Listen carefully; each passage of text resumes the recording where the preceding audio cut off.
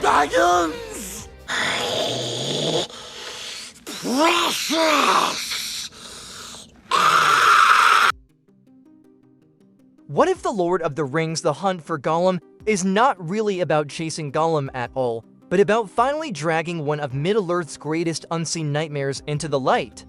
Because that is the angle that instantly grabs me when I think about this movie. Yes, the title tells us the basic shape of the story. Yes, we already know the timeline it's playing in. Yes, we can infer that this film will live somewhere between The Hobbit and the Fellowship of the Ring, when the hunt for the One Ring starts tightening and every major player is moving through the dark without seeing the full board yet. But the real opportunity here is not just the chase. It is the place the chase should lead us, Barad-dûr. And if Andy Serkis, Peter Jackson's returning team, and Warner Brothers are smart, this movie will use Gollum's story to finally show Middle-earth's most important evil stronghold as a fully realized cinematic location, not just a distant silhouette on the horizon. Because Barad-dûr has always been one of the most powerful ideas in Tolkien's world and one of the least explored spaces on screen. In Peter Jackson's films, it is iconic from the outside. It towers over Mordor like architecture built out of pure malice.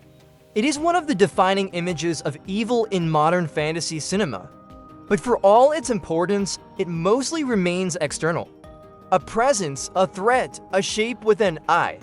We feel what it means, but we do not really know what it is like inside. Because Gollum was not just wandering around Middle-earth muttering Baggins until the plot of the Fellowship happened to find him. Tolkien's timeline makes it clear that Gollum was captured in Mordor in the year 3017, taken to Barad-dûr, and they're questioned and tormented until Sauron learned what he could. He eventually wrung Shire and Baggins out of him, then released him, calculating that Gollum might still prove useful as a creature drawn toward the ring. That single piece of backstory is one of the most horrifying off-screen events in the larger Lord of the Rings myth, and it gives the hunt for Gollum a golden opportunity. Because if this is Gollum's story, and if the film wants the audience to feel his fear rather than just hear about it later, then Barad-dûr cannot stay abstract anymore. It has to become real, not just real in the sense of production design, but real in the emotional sense. A place with corridors, chambers, sounds, shadows, textures, instruments of pain, and some twisted logic behind how power is arranged there. Does Barad-dûr have grand halls, or is it more like a labyrinth built to disorient and degrade? Does it feel ritualistic, militaristic, or almost religious in the way Sauron's presence organizes everything around him? Does it resemble or think in any way, or does it feel like a more ancient, more supernatural, more corrupted thing entirely? Those are not small questions. Those are the kinds of questions that can define the entire identity of the movie. And honestly, that is where I think this film could become much more interesting than people expect. Because right now, a lot of people hear the hunt for Gollum and imagine a smaller bridge story. Something atmospheric, maybe suspenseful, maybe built around Aragorn and Gandalf tracking Gollum before the Fellowship begins. And yes, it probably will include that shape in some form. That is part of the appeal, but Philippa Boyens has already suggested the project will include returning heroes, new characters, and a story that resets the stage for the trilogy in a meaningful way. That tells me this is not being framed as a throwaway side quest. It is meant to matter. And if it is meant to matter, then showing Barad-dûr properly could be the film's biggest advantage. Because Tolkien himself leaves so much of that place open. He gives us fear, implication, and function, but not the kind of room-by-room visual specificity that locks imagination in place. That means a filmmaker adapting Barad-dûr's interior is stepping into rare creative territory. Rivendell has a shape, Minas Tirith has a shape. Orthanc absolutely has a shape, but Barad-dûr still lives mostly as a shadow in the collective imagination. That is both a gift and a trap. It is a gift because the movie has room to build something unforgettable. It is a trap because every fan already has their own version of what that place should feel like, and that standard is brutal. Peter Jackson's films gave us perhaps the clearest comparison point with Orthanc. Saruman's Tower is one of the great villain spaces in fantasy cinema because it feels specific. It is beautiful, hostile, ceremonial, and alien all at once. But Orthanc was built by Numenorians. Barad-dûr was built by Sauron with the power of the One Ring itself bound up in its existence. In theory, it should feel even stranger, more oppressive, and more impossible. Not just the home of a Dark Lord, but the ultimate expression of a mind obsessed with domination. If the hunt for Gollum ever brings us inside that place, it has to feel like the final boss of villain architecture. And Gollum is the perfect guide for that descent. Because no one experiences terror like Gollum. He is not noble, he is not brave, he is not strategically composed. He is fractured, obsessive, pitiful, cunning, and intensely vulnerable to fear. If a movie wants to make Barad-dûr horrifying, then seeing it through Gollum's perspective may be the smartest way to do it. Every hallway can feel wrong, every sound can feel invasive.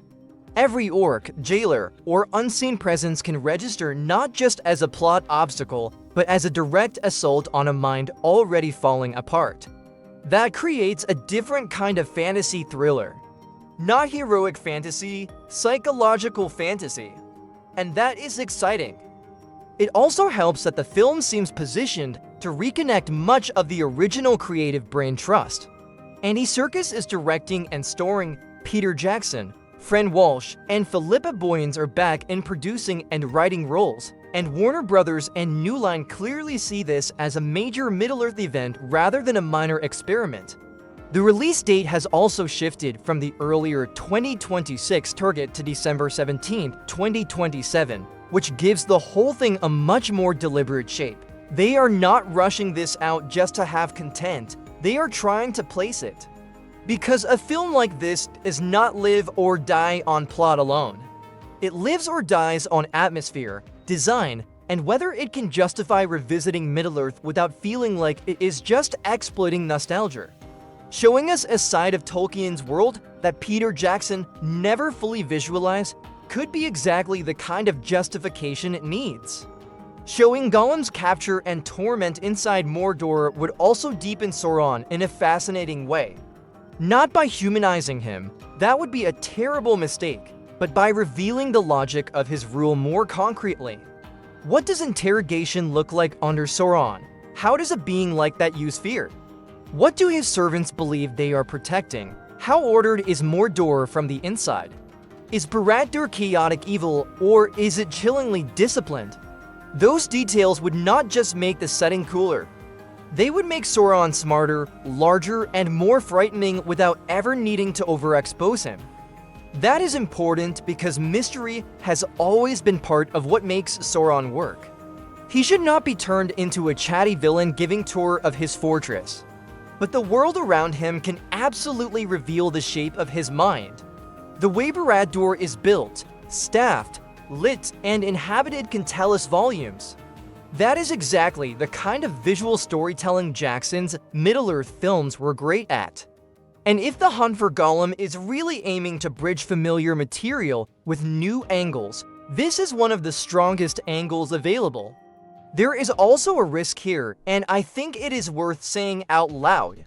The more the film shows, the more it has to live up to imagination. Tolkien's dark spaces have lasted so long partly because they were never pinned down to neatly. Morgoth, Sauron, Barad-dûr, these things remain powerful because the mind finished the picture. Once live action commits to an answer, that answer has to be convincing enough to replace decades of private fan imagination. That is not easy. In fact, it is brutal. Fantasy films fail at this kind of reveal all the time. They either go to generic, to digital, to clean, or to over-designed. Barad-dûr cannot afford that. It has to feel ancient, sorcerous, military, sick, and monumental at the same time. But if they get it right, then the hunt for Gollum could give us something much more valuable than a lore footnote. It could give Middle-earth one last iconic place to add to the cinematic map. We already have the Shire, Rivendell, Moria, Minas Tirith, Helm's Deep, Doras, and Orthanc burned into fantasy history. Baradur's interior is one of the last great unclaimed spaces. If this movie claims it properly, people will remember it. And that is why I keep coming back to it. Because yes, the hunt matters, yes, Gollum matters. Yes, Aragorn and Gandalf probably matter. But the real cinematic prize may be what waits at the end of Gollum's worst memory. If the hunt for Gollum is brave enough to go there, and if it understands that fear is the whole point, then this film could do something genuinely new inside a world audiences already know by heart. So now I want to know what you think. Should the hunt for Gollum fully show us the inside of Barad-dûr? Or is that one of those places that works better when imagination does most of the work? And if the film really is told through Gollum's fear, could that make it the darkest and most psychologically intense Middle-earth movie we have ever had?